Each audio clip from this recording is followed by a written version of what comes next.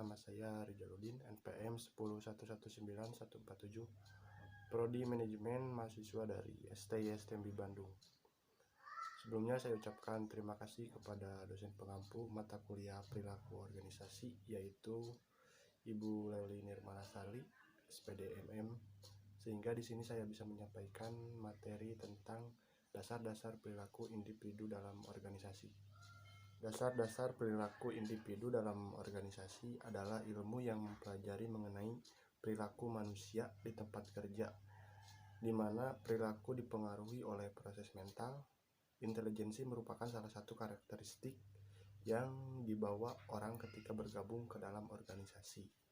Penting dalam hal ini untuk dibahas mengenai bagaimana karakteristik biografikal, gender dan usia, kemampuan intelijensi dan pembelajaran di mana perilaku individu tersebut akan mempengaruhi kepuasan dan kinerja karyawan. Karakteristik biografis individu merupakan karakteristik pribadi yang objektif dan mudah diperoleh dari catatan pribadi, misalnya usia, jenis kelamin, status perkawinan, dan masa kerja. Pertama yaitu ada usia. Kaitan antara usia dan kinerja menjadi isu yang penting di tempat kerja dalam beberapa tahun kebelakangan ini. Apa yang terlintas pada benak kita ketika kita mendengar kaitan antara usia dan kinerja seseorang? Pertama yaitu ada turnover, jadi semakin bertambah usia seseorang, maka kecenderungan turnovernya semakin kecil. Misalnya, semakin sedikit kemampuan, kesempatan untuk mendapatkan upah tunjangan yang sudah tinggi dan lain-lain. Kedua yaitu absensi. Terdapat dua kemungkinan, yaitu semakin bertambahnya usia, semakin kecil tingkat absensinya. Namun ada juga semakin bertambah usia, terdapat absen-absen yang tidak dapat dihindarkan, misalnya lebih bijaksana karena faktor kesehatan. Tiga yaitu produktivitas. Semakin bertambah usia, semakin menurun produktivitasnya. Sedangkan ada beberapa penelitian lain, ada yang tidak berhubungan atau justru semakin meningkat karena bertambahnya pengalaman dan kematangan bekerja. Selanjutnya yaitu jenis kelamin. Menurut hasil beberapa penelitian, tidak ada perbedaan antara pria dan wanita dalam hal kemampuan pemecahan masalah, keterampilan analitis, dorongan kompetitif, motivasi, sosialisasi, produktivitas, dan kemampuan belajar. Ada juga beberapa penelitian lain yang menyebutkan bahwa wanita itu lebih mematuhi otoritas, sedangkan pria lebih agresif dan besar harapannya untuk sukses. Dan cenderung tingkat absensi wanita lebih tinggi dibandingkan dengan absensi pria. Selanjutnya yaitu status perkawinan. Karyawan yang telah menikah lebih rendah tingkat absensinya, rendah kecenderungan turnovernya, dan lebih tinggi kepuasan kinerjanya. Selanjutnya ada masa kerja. Jadi semakin senior karyawan bekerja di perusahaan tersebut, tingkat absensi dan kecenderungan turnovernya semakin rendah dan semakin tinggi kepuasan kinerjanya. Kita akan membahas karakteristik individu organisasi.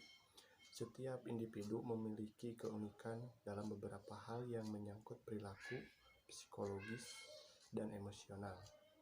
Hal ini tersebut merupakan atribut personal yang membedakan individu dengan yang lainnya. Kategori utama yang membedakan adalah kualitas fisik dan intelektual, terus kepribadian dan sikap. Selanjutnya yaitu kualitas fisik dan intelektual. Perbedaan fisik antar pribadi lebih mudah diamati, sedangkan perbedaan intelektual relatif lebih susah. Kemampuan fisik merupakan kemampuan yang diperlukan untuk melakukan tugas-tugas yang menurut stamina, kecepatan, kekuatan, dan karakteristik seperti itu. Yaitu perbedaan kemampuan. Perbedaan kemampuan dan keterampilan individual dapat dikategorikan sebagai faktor fisik atau intelektual atau keduanya, tergantung pada individu dan tugas yang dilakukan. Kemampuan merupakan kapasitas individu untuk berpenampilan baik dalam kegiatan seperti tugas fisik, mental, atau interpersonal. Kemampuan umum dapat diterapkan pada semua pekerjaan, sedangkan kemampuan khusus hanya pada bidang-bidang tertentu saja. Selanjutnya yaitu keterampilan. Keterampilan merupakan keahlian tugas khusus dibandingkan dengan kemampuan. Misalnya kemampuan numerik berkaitan dengan pengolahan data dan dengan SPSS. Nah, kedua kemampuan fisik dan intelektual tersebut berinteraksi dengan kemampuan sosial untuk menjelaskan kemampuan individual dalam bekerja. Selanjutnya yaitu kepribadian. Kepribadian merupakan seperangkat atribut psikologis yang relatif tetap yang membedakan antar pribadi. Kepribadian ini berpengaruh pada perilaku individu dalam suatu organisasi. Nah, selanjutnya bagaimana kepribadian dibentuk? Kepribadian seorang pekerja dibentuk jauh sebelum mereka bekerja di perusahaan. Formasi kepribadian dibentuk mulai sejak individu lahir dan berlanjut sampai ia dewasa. Selanjutnya yaitu atribut kepribadian utama yang mempengaruhi perilaku manusia di tempat kerja. Pertama yaitu locus of control, yang artinya sejauh mana seorang individu percaya perilakunya memiliki pengaruh langsung. Selanjutnya yaitu self-efficacy, yaitu pengertiannya yaitu keyakinan seseorang terhadap kemampuannya untuk melakukan suatu tugas. Selanjutnya yaitu self-esteem, sejauh mana seseorang percaya terhadap dirinya berguna bagi orang lain dan berhak dapat. Yaitu risk-taking, tingkatan di mana seorang individu berani mengambil kesempatan meskipun itu berisiko dan berani membuat keputusan. Selanjutnya yaitu sikap. Pengertian sikap adalah keadaan diri dalam manusia yang menggerakkan untuk bertindak atau berbuat dalam kegiatan sosial dengan perasaan tertentu di dalam menanggapi objek, situasi, atau kondisi di lingkungan sekitarnya. Selain itu juga sikap memberikan kesiapan untuk merespon yang sifatnya positif atau negatif terhadap objek atau situasi tertentu. Selanjutnya bagaimana sikap dibentuk? Sikap seseorang di tempat kerja terbentuk dari interaksi sosial baik di dalam maupun di tempat kerja. Dalam interaksi tersebut, individu membentuk pola sikap tertentu terhadap berbagai objek psikologis yang dihadapinya.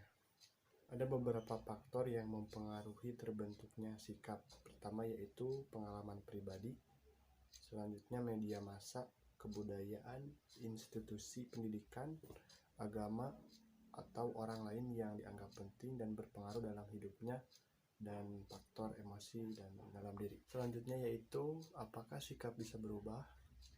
Sikap bukanlah atribut kepribadian yang tidak bisa dapat diubah. Beberapa hal yang dapat mempengaruhi adanya perubahan sikap adalah pertama, adanya informasi baru, hasil dari perubahan objek sikap menjadi kurang penting atau kurang relevan. Selanjutnya yang bisa mempengaruhi berubahnya sikap yaitu pembelajaran, yang dimana setiap perubahan yang relatif permanen dari perilaku yang terjadi sebagai hasil pengalaman. Selanjutnya yang bisa mempengaruhi berubahnya sikap yaitu pembelajaran, yang dimana setiap perubahan yang relatif permanen dari perilaku yang terjadi sebagai hasil pengalaman. Tiga komponen penting dalam definisi di atas. Yang pertama yaitu belajar melibatkan perubahan bisa bersifat positif ataupun negatif. Yang kedua, perubahan harus relatif permanen. Yang ketiga yaitu terkait dengan perilaku, berubahnya proses berpikir atau sikap dan perilakunya. Ada tiga teori pembelajaran dalam proses terbentuknya sikap pola perilaku.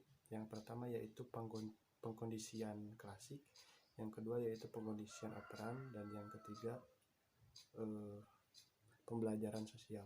Ada tiga teori pembelajaran dalam proses terbentuknya pola perilaku, yaitu yang pertama pengendalian klasik, yang kedua pengendalian operan, dan yang ketiga pembelajaran sosial. Nah, untuk pembelajaran sosial dapat kita dapatkan melewati pengamatan dan pengalaman langsung. Banyak yang kita pelajari baik dari guru, orang tua, dan teman sekerja maupun dari orang lain. Selanjutnya yaitu terdapat 4 proses dalam menentukan pengaruh suatu model pada seorang individu. Yang pertama yaitu ada proses perhatian, yang kedua ada proses penahanan, yang ketiga ada proses reproduksi, yang keempat ada proses penguatan. Selanjutnya yaitu metode-metode pembentukan perilaku. Terdapat 4 cara dalam pembentukan perilaku, yaitu melalui pertama, penguatan positif apabila suatu respon diikuti dengan suatu yang menyenangkan, misalkan pujian atas terselesaikannya suatu tugas atau pekerjaan. Yang kedua yaitu penguatan negatif bila suatu respon diikuti oleh dihentikannya atau ditariknya suatu yang tidak menyenangkan, misalnya saat dosen bertanya dan tidak tahu, mahasiswa biasanya menundukkan kepala sibuk dengan bukunya. Seperti itu. Ketiga yaitu penghukuman atau punishment yang biasanya mengakibatkan suatu kondisi yang tidak guna menyingkirkan suatu perilaku yang tidak diinginkan. Yang keempat yaitu pemunahan atau extension, biasanya menyingkirkan apa saja yang mempertahankan suatu perilaku akan hilang jika tidak dikuatkan. Selanjutnya yaitu tipe-tipe perilaku di tempat kerja. Perilaku di tempat kerja merupakan suatu pola tindakan oleh anggota suatu organisasi yang secara langsung atau tidak langsung mempengaruhi efektivitas organisasi. Selanjutnya yaitu kesimpulan, setiap individu adalah pribadi yang unik. Manusia pada hakikatnya adalah kertas kosong yang dibentuk oleh lingkungan mereka.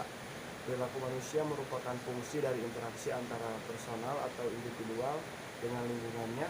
Mereka berperilaku berbeda satu sama lain karena ditentukan oleh masing-masing lingkungan yang memang berbeda.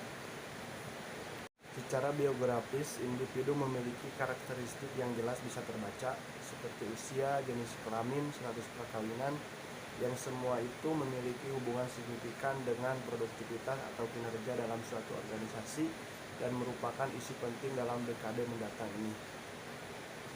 Kajian beberapa bukti riset membuktikan bahwa usia tampaknya tidak memiliki hubungan dengan produktivitas, dan para pekerja tua yang masa kerjanya panjang akan lebih kecil kemungkinannya untuk berhenti atau mengundurkan diri. Itu pula dengan karyawan yang sudah menikah, yaitu angka pengunduran dirinya rendah, angka keabsenannya menurun, serta kepuasan kerjanya meningkat. Individu memiliki kemampuan yang berbeda. Kemampuan yang secara langsung mempengaruhi tingkat kinerja dan kepuasan kerja karyawan, kesesuaian kemampuan pekerja dari sisi pembentukan perilaku dan sifat manusia. Perilaku individu juga berbeda dikarenakan oleh kemampuan yang dimilikinya juga berbeda. Pembelajaran merupakan bukti dari perubahan perilaku individu. Pembelajaran terjadi setiap saat dan relatif permanen yang terjadi sebagai hasil dari perilaku tersebut atau pengalaman yang sudah dilaluinya. Mungkin cukup sekian presentasi dari saya. Mohon maaf bila ada kesalahan dan kekurangannya. Wabillahi taufiq wal hidayah. Wassalamualaikum warahmatullahi wabarakatuh.